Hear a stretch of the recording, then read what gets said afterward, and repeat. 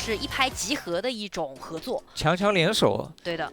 而另外一边，对于艾斯教练来说，我觉得他是这2年转型最为成功的其中一位教练了。因为他在24春转成教练之后，他把 EDGM 从 B 组当中拉了出来，24夏打到10强，然后今年的春季赛又是2轮 S 组季后赛6强。要知道 EDGM 这支队伍自从18年以后，他们的一个最好成绩就是6强了。 在联赛上面，所以我觉得2位教练的话，今天在 BP 上面做出了这样的一种布置之后，也一定是对对手有了比较充分的研究的。来看一下双方在夏季赛的第1次交手，蓝色方重庆狼队，红色方上海 EDGM。我是解说一雪，我是解说黄超。战场，请做好准备，全军出击！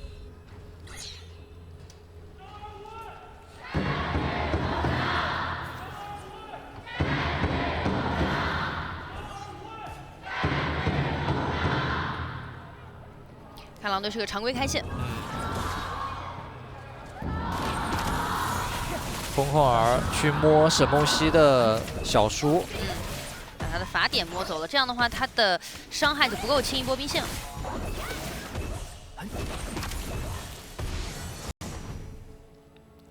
清完转上，然后帮狂铁控赤甲，然后下路这边看风萧有没有留2技能，留个2技能把红隼拿掉了，没什么问题。 上面的赤甲应该被小泽拿掉，经验条多一点。是的。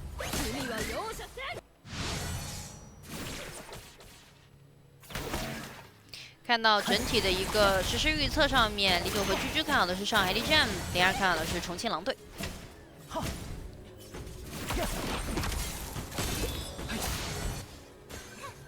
沈梦溪中线这波不吃了，直接给飞独享，然后自己去帮飞提速。这要直接越吗？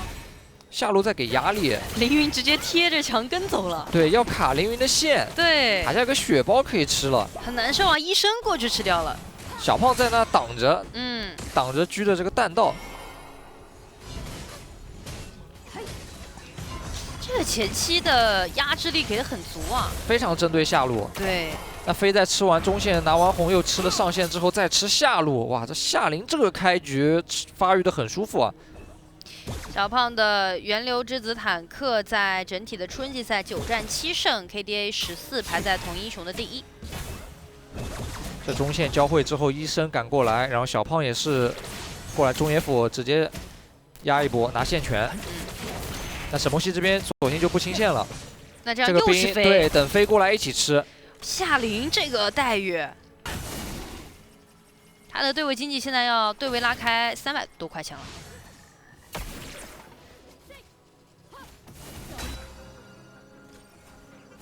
花卷他前期做的更多的事情就是放经济给夏琳，然后自己多做事情去保小泽的一些野怪。火舞和空空儿也在上路，没给机会，选择直接硬开。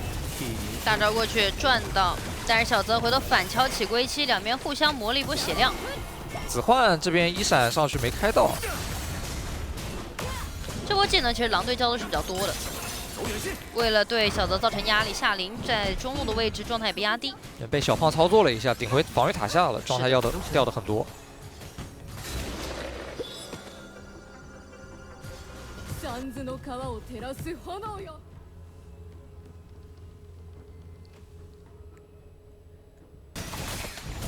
火舞没漏，啊，飞来了，上路直接可以拿线，然后下路张飞就要帮守约缓解一下压力了。 沈梦溪中线又是不吃了，直接往下路靠。花卷是完全把线放出来当工具人打节奏去了，靠了一下，然后占了一个河道视野，让飞单吃。哇塞，这个待遇，这待遇啊！夏琳说这就是转到 EDGM 之后打野的一个待遇吗？这把主要是飞他的一个装备起来了以后，他在中期对于对面火舞还有攻速力都有秒杀能力的。然后看这4分钟的龙团了，黄铁和夏洛特互相牵制，暂时谁也过不来。但帆帆状态掉得很厉害，还被摸了双鞋，有点难受。河道视野有点抢不过，然后这一看不了了，是被风萧给挡掉了。这条暴君狼队可以拿。对。 也是同样的出现这样的事情，就张飞想过去帮忙卡人，但是被耗残了。耗残之后，飞也找不到什么能进去摸龙的机会。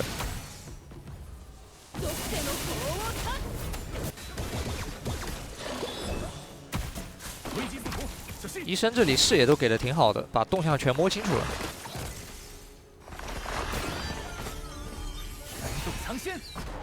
打断一下帆帆的回城。医生感觉对现在对面下半图的动向了如指掌，是的，一直在不断的做干预。成为我们。这波上线清完可以往下传，往下传的话可以尝试把下塔给推了。是的，看小胖直接可以传过来，想断一手，狂铁把小胖断了。但后续应该也没有造成击杀能力，两边要2-2对打一波。但是这一波的话，伤害量上面是 EDGM 来的更加强烈一些的，被玉化了以后直接斩死，第一滴血飞拿到。但小胖还想打，因为子焕到了。是的，要留人，一个大招砸到对面两个，先收一个狂铁，然后再把夏琳打残。夏琳捡了个血包，准备回去守中，但中路这边有空空儿和公孙离已经在施加压力。是的，守约和张飞过来协防一下。火舞就去下路带线，火舞在下路这波带完之后，狼队直接可以转下把下塔推了。哇，这对于狼队来说虽然是个1换1，但是他们节奏上面是有了一个很大的突破。对，因为他们打完上路占据了传送阵。先看一下后续这波进蓝的一个效果啊，小胖这边想要去控。反掉了，自己借城反掉，然后再撤出来。下路的外塔的话，风萧可以直接点掉。想留火舞。这个河道的一个位置，张飞大招一吼吼到了对面2个人，但是飞第一时间已经被归期给秒掉了。飞进场之后，他是被空空儿的大招给绞着了。还有小胖这边圆弹补了一手控制，动弹不得。主要是一开始在这波团战发生之前，两边的进差都是相对比较持平的。这波1换1打完以后，狼队又控了对面的蓝，又拔了下路的外塔，进差一下子拉开了。他的时间点打得很巧妙。我们来看这波，这里飞想进场，但张飞第一时间没有选择直接去吼公孙离，然后等到后续这边飞想收火舞。然后张飞这里过来给了个治疗，然后拆了一个火，但是空空儿和圆坦还有夏洛特这3个人进场之后，把这飞控的出不去了，2段击飞。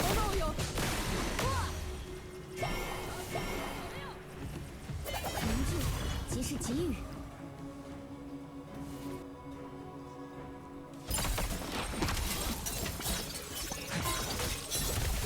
美玉正英雄。这时候狼队去处理双边线 ，EDGM 有些无法应对了，因为他们其实只有飞能够去做带线的这个角色，而狼队的话，他可以多带。公孙离和空空儿，这个伤害一打，帆帆得回家了。是的。那帆帆回家之后，小胖在下塔这边再卡一手，风萧是可以把下路2塔给点掉的。又是断了一波。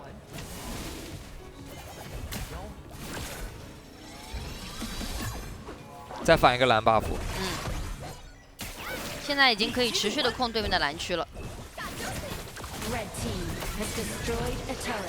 EDGM 被狼队这种3线打得好难受啊。是的。其实一开始是还行的，就是在上路2打完之后的后续，蓝区被控了，然后开始边线失衡了。然后医生现在就是把这个视野站得干干净净，一直盯着对面打野的一个动向。EDGM 中路是爆了4个人，狼队是拿到这个信息的。没错，但 EDGM 要开吗？正面小炮是已经在他们的人群当中了，但是第一时间也不选择开，就是想先打一波消耗，把人卡退，让风萧能清线，保一下防御塔的血量。然后上路的话，夏洛特是卡着飞不太敢去清上线，直接是把1塔给推了。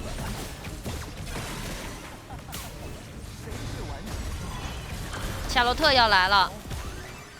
在侧面直接给到了压力，那么 EDGM 阵型必须要往后撤。对，这波把视野抢下来之后，就可以把小暴君给打了。是的。这段时间里 ，EDGM 也不会想着跟狼队对抗，他们要赶紧的吃钱发育，然后等10分钟的时候再打。对的，所以张飞的这个大招感觉也会要捏一会儿。是的。他要一直捏到龙团才会交了。那在这个阶段的话，狼队它其实整体的一个带边线能力会更强一些啊。对面有飞，但是狼队可以尝试着让火舞这个点帮忙一起蹲边，看能不能找到机会。在消耗张飞的状态。是的。上路线夏洛特已经带完了。这里可以耗一波狂铁的状态。先直接砸圆坦过去，大招也砸起来。狂铁苍穹被逼了。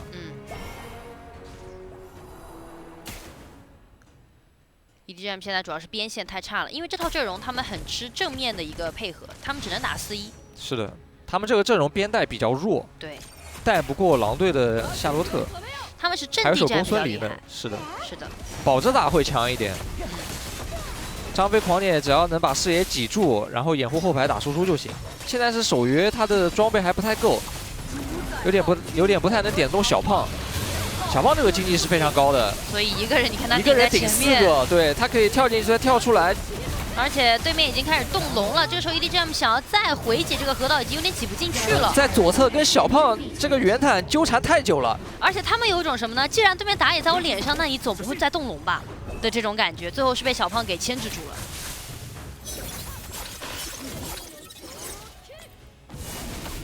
夏洛特就这么跟飞拉扯，飞也不敢直接下墙去打他。对的，夏洛特身上还有苍穹在的。这么打对于 EDGM 来说相对比较被动，但不是说完全打不了，因为现在首先要等守约的一个装备，外面可能很多的资源该放就只能放掉了，看能不能打波好团。他的张飞大招其实一直在手里面，慢慢找机会。小胖见到翻翻就给2个2技能顶一波。这波的话是预化了这个蓝 buff， 还是守下来了。小胖现在主要很肉啊，他这个出装，再加上他现在这个血量。翻翻残了。很敢打，开了狂暴上去点了一下，上路的话子焕是单带掉了一条边线。这波没有直接选择留归期，不想冒这个风险。当时小泽那个位置其实是在一个甲位上，如果张飞去吼归期吼到的话，小泽跟上是能够击杀的。但是如果被归期反应过来躲掉的话，这波就浪费了一波技能。没错。这一扇子探草没探到，选择出手，直接被逼一个闪现，沈梦溪上去要只能再撞一下。张飞想留，直接被空空儿空了一手，第一时间没开出大招。那这个时候再这个时候吼有些晚了，队友过去第一时间能敲到的只有归期的一个夏洛特，夏洛特是可以继续做拉扯的，而且正面的话小胖也能走。然后红 buff 也是被夏洛特给反掉了。这波还是非常惊险的，因为夏琳这边和凌云其实有一个比较好的配合。Overlord has been defeated. 当心，两边射手的破晓都有了。现在守约点这手圆坦还是有点感觉的，他后面再看补个末世，补个末世的话就点得更快一点。空空儿是做了个冰痕之握，要冷却和打一个减速效果。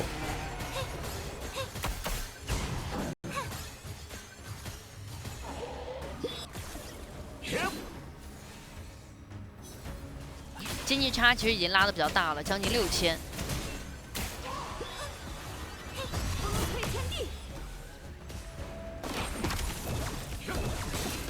下路线要等后面的一个强化的主宰先锋。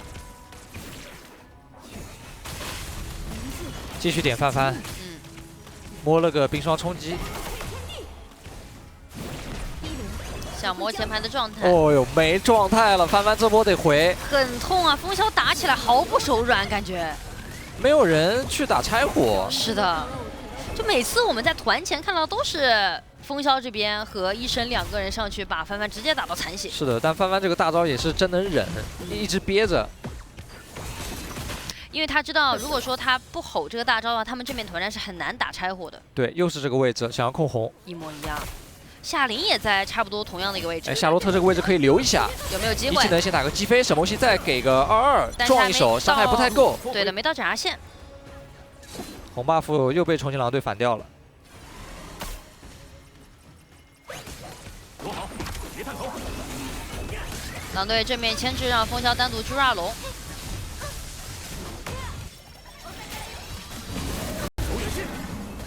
因为视野很干净，所以他们就不打算给对面拼铲的机会，直接 run 掉。然后正面要直接闪开，张飞吼一下，吼圆坦。看一下还有没有后续，沈梦溪直接2技能先上天，让小胖一个人顶进去，但是后续已经没有技能可以接他了。第一时间其实狼队开的还是蛮漂亮的，很果断，就拿完黑暗暴君，发现你站位在开团范围内，直接去开。对的，就是要把这波团战打起来。但是也正是因为帆帆一直捏了这么久的大招，他明确知道他是那个反手点，吼出来了以后，狼队后续就已经接不了了。是的。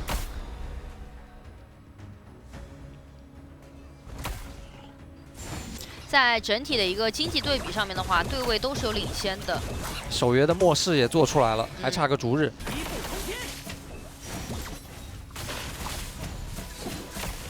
看来要真给凌云拖起来了。只要把凌云他的一个装备拖起来，然后再让他拿个红 buff， 这个对前排的消耗就很痛了。现在已经可以感觉到他点小胖非常疼了。是的，所以只要把他的位置给护好。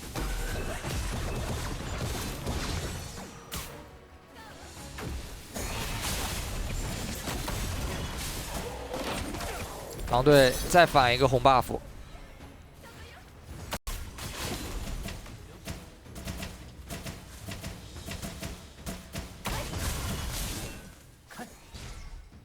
现在对于我看医生好像还想做个暗影战斧。是的，他想在切后排的时候来点输出啊。他想，他没有去做那种带末世的那种打前排的装备。其实他一开始出那个匕首的时候，我在想他是不是要憋末世，后来发现陨星一出，他这个装备有点像什么？有点像战边出装，就是冰痕之握加暗影战斧，往往都是战士出的装备。对。借来一用。哎，哇，看一下，摸了下手约，有点痛。黑切暗影战斧真的出来了，他差不多是个龟七差不多的一个装备思路了。但其实现在对狼队来说，难的不是打正面团或者摸对面这个血量的能力，而是他们有点难上高地。对的。这套阵容，他们上高地必须要所有人挤进去，其实是有风险的。毕竟你到现在这个点上面，小胖他卖身位已经不能卖很多了。是的。守约点他还是很痛的。所以你可以看到这个高地是9攻不下。EDGM 他们的防守也很思路清晰，因为沈墨熙本身清线能力就强，然后守约的位置一直比较安全。这波3线是一起上的，上路的线快速清掉，然后下路的话，狂姐把兵线卡在外面。这样后面的话，只有一条强化的主宰先锋 EDGM 也是完全能守的。对的，这时候张飞再顶过去，把这个兵线再卡外面，所以狂铁再卡一个野区视野。这么打着打着，凌云已经完全神装了。拖起来了，那接下来狼队估计也要拖一下医生的装备，让这个游走也变成一个输出。你现在你对着他的这个装备，对照着龟七的装备看，你都可以直接消掉了。想开沈梦溪，大招转，让花卷跑掉了。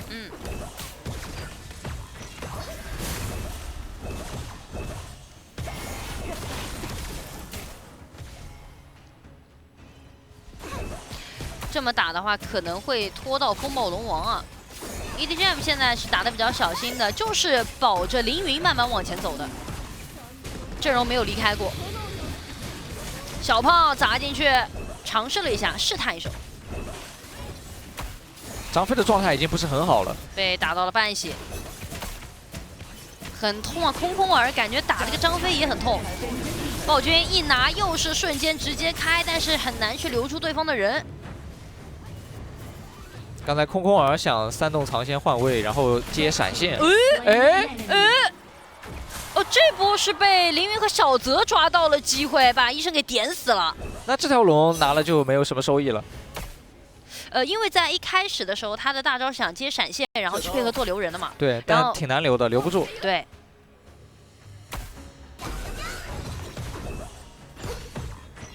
而且他这个装备啊，虽然有点输出，但是脆是真的脆。看样子还想做个末世。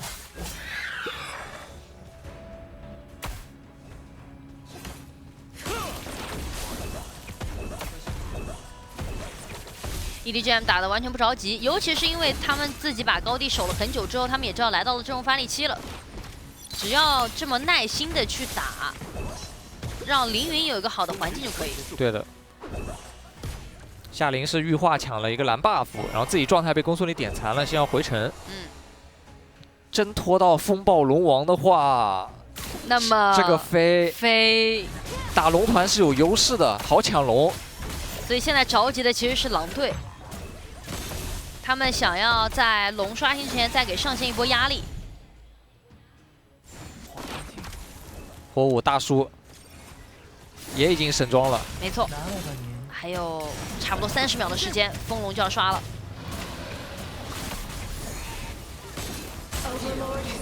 先秒一条主宰，这对于狼队来说是一个很好的决策。但这边要留小胖，直接2段击飞接起来，顶了一口没死，很能扛。那么狼队就可以把中下线一控暗影之境放上路，围绕着这个主宰去给到 EDGM 压力。对的。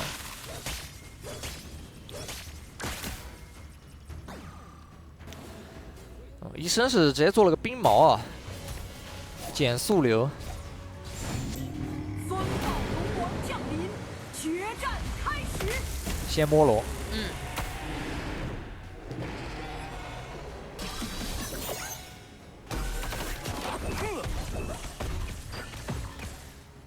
想绕出去，但是被守约的眼位看到了。这中塔已经被 EDGM 点掉，狂铁上路线也要结完了。是的。哎，发现狼队在给压力，这波狂铁先不清线了，赶紧过来。先协防，但是看再绕火舞的位置，又被眼位看到。飞去找火舞的位置，先拉扯一下，因为有个夏洛特也在卡着他。火舞先开2打1，飞这边被赶走了。找到飞，2技能也命中，换了一个复活甲，贴墙过去，再换位置走。子焕这波开得很果断。狼队要不要包？对面的话，帆帆大招还握在手上，2技能小泽先砸起来一手归期，归期这波2技能没有能够成功抽出去，直接回头先去打小泽，小泽稍微有点扛不住了，风儿大招再一转，直接把小泽给转死。而上路的话，龙兵也是把高地给推了。那这样1来2去 ，EDGM 这条风龙感觉还是难摸呀。但如果不摸的话，其实也相当于是慢性死亡。对，这个时候飞第一时间是过不来的。但是飞不在的话，龙就更难去惩了。对面是有打野有惩击的，还是摸不进去。小胖拿完风暴龙王之后，重庆狼队直接回头反打，风妖借着一个红 buff 慢慢点，先去点了帆帆，把帆帆给点死。花卷在侧面的一个位置没有很好的一个位置，最后是夏琳切了进去，利用自己的一个大招伤害把医生给带走，但自己也倒在了里面。正面的话是有兵线的，风萧切了一手复活甲，对面只剩下花卷的一手沈梦溪，最快复活时间还需要4秒钟的时间。兵线在路上，火舞这边直接去卡人，然后中路的话有一个残血的炮车兵。小泽刚刚复活，能不能够守住？有一个炮车兵扛不住，这个位置想要去卡，直接被小胖人给卡住了。同样拿到2连击破之后，选择点掉水晶，让我们恭喜重庆狼队拿到第1小局比赛的胜利。这一局其实是鏖战了非常久的时间啊，一直打到